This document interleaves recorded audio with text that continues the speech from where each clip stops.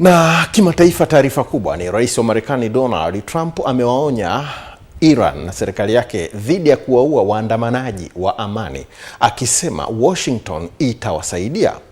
Taarifa kamili inasomwa na Egbert Alfred.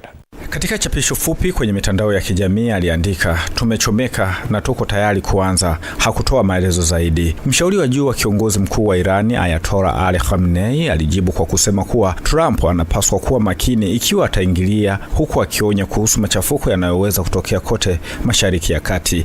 Takriban watu 6 wameripotiwa kuuawa nchini Irani Alhamisi baada ya takriban wiki moja ya maandamano makubwa yaliyoanzishwa na hali mbaya ya kiuchumi. Kwenye chapisho lake la Ijumaa kwenye mtandao wake wa Social Truth, Trump aliandika, "Ikiwa Irani itapiga risasi za kuua kwa nguvu waandamanaji wa amani, jambo ambalo ni desturi ya Marekani, itakuja kuwasaidia." Mshauri wa Khamenei Ali Larijani alionya muda mfupi baadaye kwamba aina yoyote ya uingiliaji wa Marekani itatengeneza kuwasha migawanyiko katika eneo hilo. Trump anapaswa kujua kwamba uingiliaji wa Marekani katika jambo hili la ndani unamaanisha kuharibu mkoa mzima na kuharibu maslahi ya Marekani, aliandika mshauri wa Khamenei Ali Larijani. Kwenye chapisho lake, rais wa Marekani hakufafanua ni hatua gani Washington inaweza kuchukua dhidi ya mamlaka ya Kiirani. Watu wawili waliuawa katika mapigano kati ya waandamanaji wa vikosi vya usalama katika mji wa kusini wa magharibi wa Lodegan, kulingana na shirika la habari la nusu rasmi la Farsi na kikundi cha haki za binadamu cha Hengawe.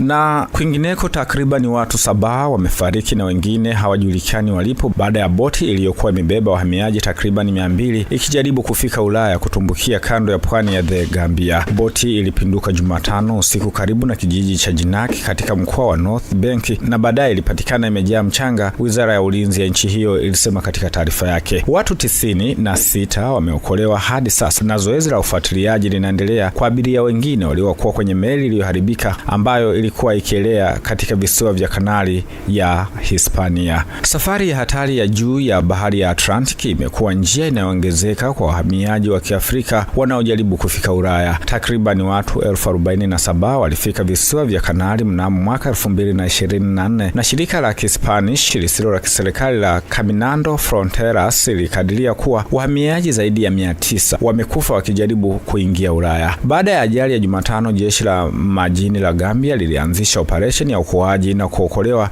ikihusisha meli kadhaa za majini na mashua ya uvuvi ambayo ilikuja kusaidia, ilisema wizara ya ulinzi. Mamlaka haijataja aina ya meli hiyo, lakini kawaida ni makatoni makubwa ya mbao ambayo hayatengenezwi kwa safari ya zaidi ya kilomita 1500 ambayo ni sawa na maili 900 kuvuka bahari ya Atlantic, na mara nyingi huwa na watu wengi kuliko kiasi kilichokubaliwa. Egbert Alfred Jr., EATV.